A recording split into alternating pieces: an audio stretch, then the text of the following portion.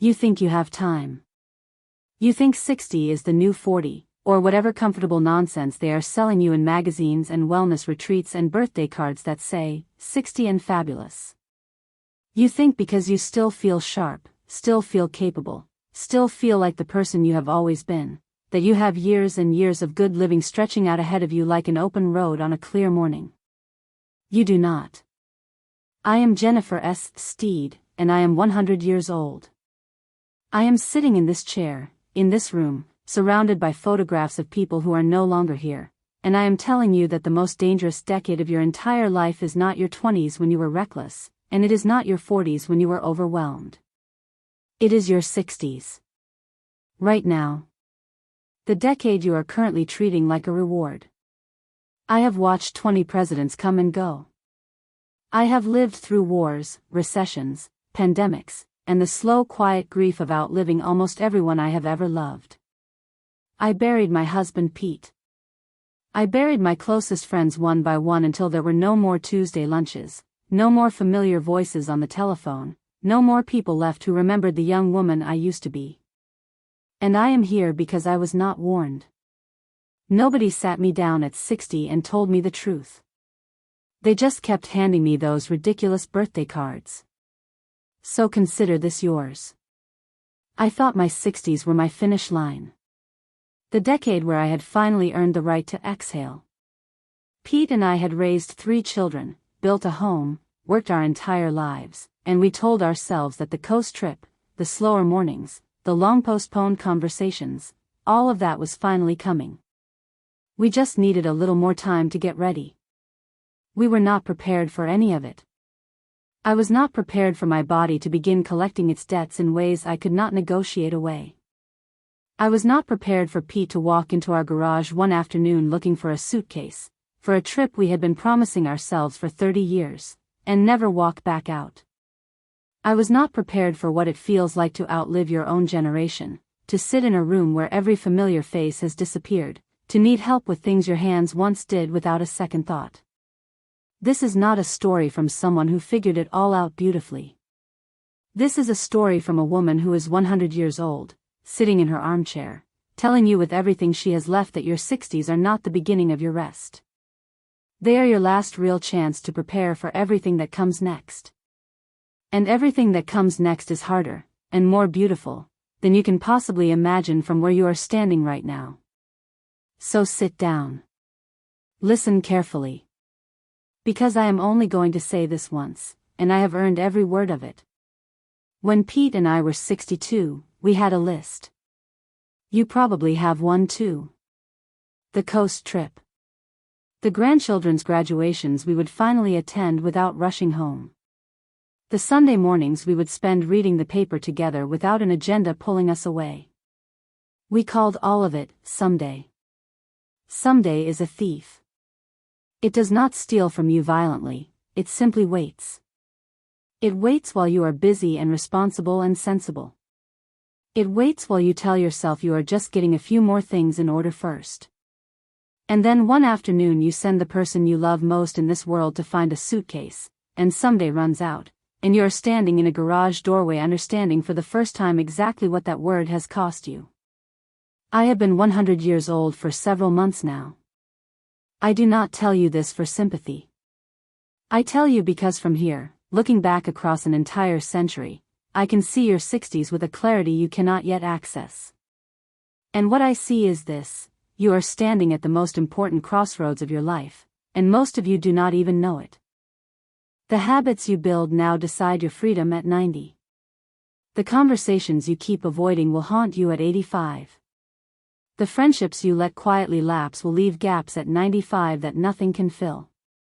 And the some days you keep accumulating will one day become a list of things that simply never happened. I know because I lived it. Every single page of it. Let me tell you what a century actually looks like from the inside. At 60, I felt invincible. Not in the reckless way of youth, but in something far more dangerous. The quiet, confident invincibility of a woman who believed she had finally arrived. The children were raised. The mortgage was nearly gone. Pete and I had survived the hard years, the lean years, the exhausting years, the years of alarm clocks and packed lunches and never quite enough of anything. We had come through it all, and 60 felt like the other side of the mountain. The part where you finally get to stop climbing and simply enjoy the view. That feeling is a mirage. And it is the most convincing lie aging will ever tell you. Because here is what I did not understand standing at 60, feeling settled and earned and finally free. The body does not pause while you celebrate. The relationships do not maintain themselves while you coast. Time does not slow down simply because you have decided you deserve a rest. Everything you stop tending at 60 begins quietly dying: your muscle, your friendships, your difficult conversations, your hunger for new experience, and it dies so gradually, so politely, that you do not notice until the losses are irreversible. Settled is the most seductive trap life ever sets for you. I watched it happen to my friends. Women who were vibrant at 62, who simply stopped. Stopped challenging their bodies. Stopped making new connections. Stopped pushing into uncomfortable conversations with their children or their husbands or themselves. They thought they had earned stillness. Stillness at 60 is not rest. It is slow erosion wearing the costume of peace. The most dangerous years of your life are not the ones that feel dangerous. They are the ones that feel finished. Your 60s are not finished. They are just beginning. And what you do with them determines everything that follows. Pete died on a Thursday afternoon in October, looking for a suitcase. That is the sentence I have carried in my chest for 30 years, and it still lands the same way every time. Not in a hospital. Not after a long illness with time to prepare and say the things that needed saying. In our garage, alone, bent over a dusty trunk we had not opened since we moved into that house in 1987. We had finally decided to take the coast trip. 30 years, Pete and I had talked about that trip. 30 years of next summer, and once things settle down, and when the grandchildren are a little older. 30 years of that beautiful coastline existing only in our conversations, in the someday drawer where we kept all the things we intended to get to eventually. That October, we finally meant it. I had circled dates on the calendar. Pete said he would find the suitcases while I made lunch. He never came back inside. I found him slumped over that dusty trunk, the suitcase still latched shut beside him.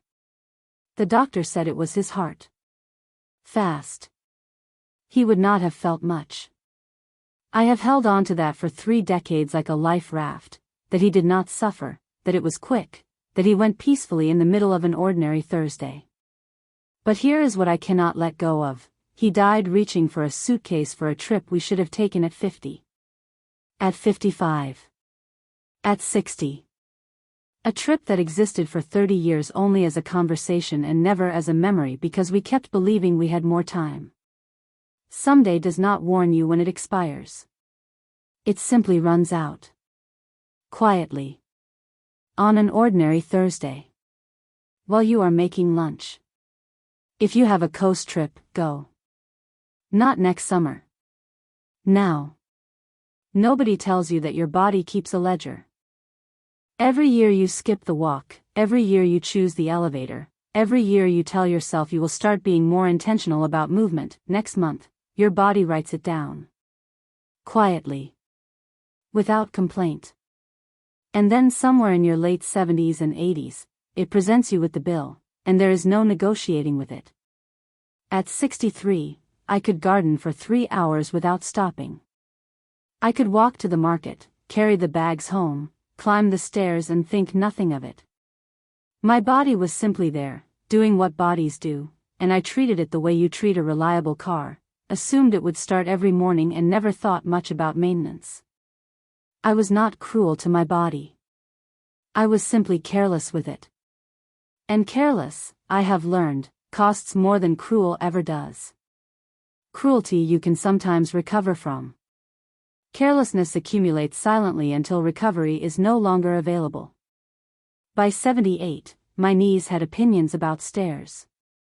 By 85, walking to the end of the garden required planning. By 90, a fall in the bathroom took 6 months of my life and a piece of my independence I never fully recovered. Here is the truth nobody in their 60s wants to hear: the muscles you build now are not for now. They are for the years when simply getting up from a chair will require everything you have. The strength you develop at 65 is the difference between dignity and dependence at 95. Between living in your own home or living at the mercy of a schedule someone else controls. I watch my great-grandchildren run and I remember running. That memory is not enough. Build the body now, while it can still respond. While you still have the chance to negotiate with it rather than surrender to it. There was a table at a little restaurant on Clement Street where 4 of us met every Tuesday for 31 years. Dorothy, Ruth, Miriam, and me. We called ourselves the Tuesday Girls, though by our 70s that name made us laugh because none of us felt like girls anymore and none of us would have traded that for anything. We had raised children together, buried parents together, held each other through the kind of losses that don't make it into conversation at dinner parties but live permanently in the body. Those 3 women knew me in ways Pete never could, in ways my children never would. They knew the version of me that existed before I became anyone's wife or mother. That version of me only survived because they remembered her. Ruth went first. Then Dorothy. Then Miriam, just 3 weeks after her 89th birthday, and I sat at that table on the following Tuesday completely alone and understood for the first time what silence actually weighs. There is a particular loneliness that comes not from being alone in a room but from outliving the people who knew you. When your witness dies, a version of you dies with them. And if you have not built bridges to younger people, truly built them, with intention and effort and genuine curiosity about their lives, you will find yourself at 90 completely fluent in a language nobody around you still speaks. I did not build those bridges early enough. I assumed my world would replenish itself naturally, the way it always had. It does not. At a certain age, the world stops sending replacements and starts sending silence. Start now. Find someone 20 years younger than you and learn something about their life. Not to be charitable. Because one day they will be the only one left who knows your name. And that matters more than you can possibly understand from where you are sitting. 3 years after Pete died, my son David came to help me clear out the garage. It took us an entire weekend. 2 full days of opening boxes, holding things up to the light, trying to remember why we had kept them. Pete's old briefcases. Files from deals he had worked decades ago, contracts with companies that no longer existed, correspondence with people who were long gone. Trophies from a bowling league he'd joined in 1974 and quit in 1976. A certificate of achievement from a sales conference in 1981 that neither of us had thought about in 40 years. 2 days of opening boxes to find the physical remains of a life that had felt, while we were living it, absolutely enormous. I sat on the garage floor on the second afternoon holding a plaque with Pete's name on it, Employee of the Year, 1979, and I felt something shift permanently inside me. Not grief exactly. Something quieter and more final than grief. The understanding that the things we had treated as significant had left almost no impression on the world at all. The deals closed. The promotions earned. The titles accumulated and defended and eventually surrendered. Gone. Completely and utterly gone. Reduced to cardboard boxes that my son was loading into a truck to take to the donation center. And here is what broke me open completely, sitting on that cold concrete floor. I could not find a single box that contained the things that had actually mattered. There was no box for the Tuesday lunches with Dorothy and Ruth and Miriam. No box for the evening Pete and I sat on the back porch after the children were in bed and talked for 4 hours straight about nothing and everything. No box for the ordinary Wednesday morning I drove my daughter to her first day of college and we sang badly to the radio the entire way and she held my hand when we said goodbye. Those things left no physical evidence. You cannot stack them in a garage. You cannot load them into a truck. But at 100, they are all I have. They are the only currency that survived the full length of my life. Everything else was liquidated by time, and I received nothing for it. I think about the hours Pete spent at that office, the evenings I spent worrying about things that resolved themselves and things that didn't, the energy we both poured into building an empire that fit entirely into a rented truck on a Saturday morning in 1996. I think about what we could have done with those hours instead. The audit of a life is ruthless. It does not grade on effort or intention. It simply shows you, at the end, what remained. What survived the full distance? What was still standing when everything else had been packed up and driven away? Very little survives. But what does survive is so extraordinarily specific that you will recognize it immediately. It will never be the plaque.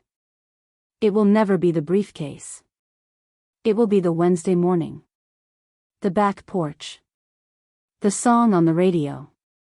Start filling those boxes now, while you still have time to choose what goes in them. I almost died at 87 without ever telling my daughter Margaret the truth about something that had lived between us for 20 years. Not a dramatic truth. Not a confession or a scandal. Just the simple, devastating truth that I had been harder on her than her brothers, that I had held her to a standard I had never examined or justified, that somewhere in my own complicated history with my own mother I had passed along a burden I had never intended to give her. 20 years of a subtle distance neither of us had ever named. 20 years of holidays that were warm on the surface and slightly unresolved underneath. 20 years of phone calls that ended just before they became honest. I had always told myself there would be a better time. A more appropriate moment. When things were less busy, less tender, less complicated. When I had figured out exactly the right words. I had been saying that since she was 43 years old. At 87, I had a fall that put me in the hospital for 11 days. On the fourth night, lying in that bed listening to the sounds of a ward that never fully sleeps, I understood with complete clarity that the better moment I had been waiting for was a fiction I had invented to avoid discomfort. It had never existed. It was never going to arrive. And if I died in that hospital bed, Margaret would spend the rest of her life carrying something I could have lifted from her with one honest conversation. I asked my son to call her the next morning. She drove 4 hours to sit beside me, and I told her everything I should have said 2 decades earlier. What I had done. Why I thought I had done it. How sorry I was. How much I had always loved her, even when my love had been clumsy and unfair and shaped by wounds she had not given me. We talked for 6 hours. We cried for most of it. And in those 6 hours we recovered something that 20 years of careful avoidance had almost permanently buried. She held my hand when I was discharged. She calls every Sunday now. Not out of obligation, I can hear the difference, after a century of listening. Out of something that finally has room to breathe. I tell you this because the conversation you are avoiding right now, the one you keep moving to a better moment that refuses to arrive, that conversation is not protecting anyone. It is not keeping the peace. It is quietly building a wall that grows one avoided year at a time until it is too high for either of you to see over. Your children are not waiting for the perfect version of you. They are waiting for the honest one. And the honest one is running out of time. Do not wait for a hospital bed to make you brave. Do not wait until the words become urgent before you let them become true. Pick up the phone. Drive the 4 hours. Sit down across from the person you love and say the thing you have been rehearsing in silence for years. The right moment is not coming. This moment is all you have ever had. This morning I made a cup of tea. That is not a small thing anymore. I want you to understand that. The kettle, the cup, the particular amber color of properly steeped tea catching the morning light through the kitchen window, none of it is small to me. At 100, the ordinary has become extraordinary in a way I could not have predicted and cannot fully explain to anyone who has not yet arrived here. The world has compressed itself into moments, and the moments have become luminous in proportion to how few of them remain. I did not feel this way at 50. At 50, a cup of tea was what happened between important things. It was background. Filler. The small unremarkable pause before the next meeting, the next deadline, the next goal that would finally, I was certain, deliver the satisfaction I kept expecting achievement to provide. It never did. That is the thing about the chase, it is perfectly designed to prevent arrival. Every time you get close enough to see the finish line clearly, it simply moves. And so you spend your most capable decades in permanent forward motion, leaning into the next thing, barely tasting the present one, telling yourself that when you finally land somewhere significant, you will slow down and appreciate what you have built. I landed at 100 with a cup of tea and a kitchen window. And I am telling you, with everything I have left, that this is not a consolation prize. This luminous ordinary, the morning light, the warmth of a ceramic cup against arthritic hands, the sound of the neighborhood coming awake outside, this is the actual substance of a life. This is what was always on offer, at every age, in every decade, quietly waiting beneath the noise of ambition and achievement and the endless accumulating of things that fit into cardboard boxes. I missed so much of it. Not because it wasn't there, it was always there. I missed it because I had decided it didn't count. Decided that ordinary moments were the spaces between real living rather than the very texture of it. Pete used to bring me tea every Sunday morning. For 40 years he did this without ceremony or announcement, just appeared in the bedroom doorway with 2 cups and the unhurried expression of a man with nowhere more important to be. I did not understand, on most of those Sunday mornings, that I was receiving something irreplaceable. I was already thinking about the week ahead. Already somewhere else in my mind, cataloging what needed doing, what remained unfinished, what was coming next. I would give everything I ever achieved to have one of those Sunday mornings back. Just one. The cup. The doorway.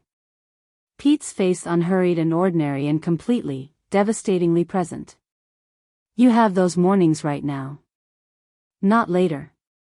Not after the next promotion or the next milestone or the next chapter you're waiting to begin.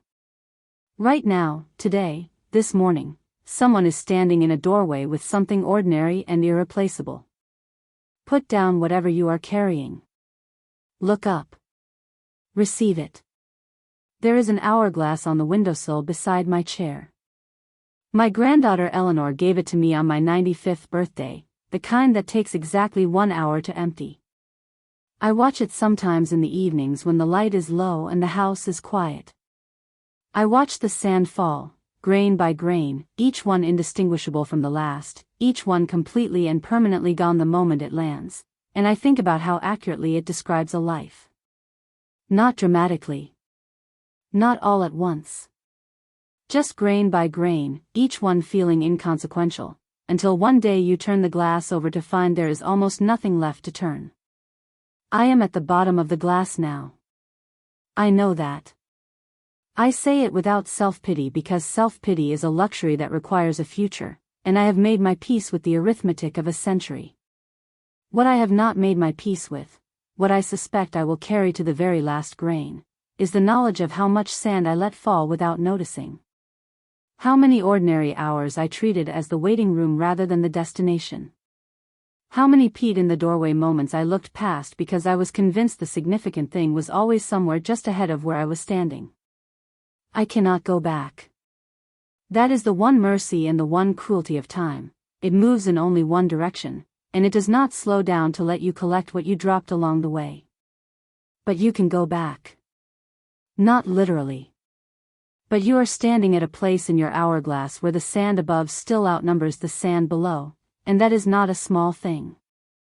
That is everything. That is the whole gift. So here is what I want you to take from a woman who has run the full distance and can finally see the whole course clearly from where she stands. Go on the coast trip. Not next year. Not when the grandchildren are older or the mortgage is smaller or the timing feels more natural. Go now, while Pete is still in the garage and can still be called back inside. Build the body. Walk the miles. Carry the groceries. Get down on the floor with the grandchildren and get back up again without help.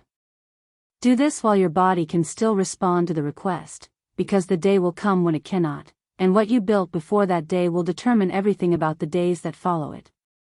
Call the person. Say the true thing. Have the conversation that has been sitting in the back of your throat for 10 years waiting for a better moment that is never going to arrive. The moment is now. It has always been now. Fill the hours with the people, not the achievements. Not the titles and the plaques and the briefcases full of contracts with companies that will not exist in 20 years. The people. The Tuesday lunches. The Sunday mornings. The ordinary irreplaceable hours that leave no physical evidence and outlast everything else. And please, I am asking you from the bottom of a century, please stop waiting to feel ready. You will never feel ready. Nobody who ever truly lived felt ready. They simply began, imperfectly and honestly, with the hours they had in the place where they were standing. You are 60. Or close to it. And from where I am sitting, 60 is so luminous with possibility that it almost breaks my heart to watch people treat it like a finish line. It is not a finish line. It is the last great beginning. And the sand is already falling. Don't wait to be 100 to understand what I have just told you. Start now. Today. This hour. The glass is turning. That's today's story. If it spoke to you, tell me in the comments where you're watching from and what part touched you most. Subscribe so you don't miss tomorrow's beautiful story, because every day here is a new lesson, a new perspective, a new chance to grow. I'll see you in the next one.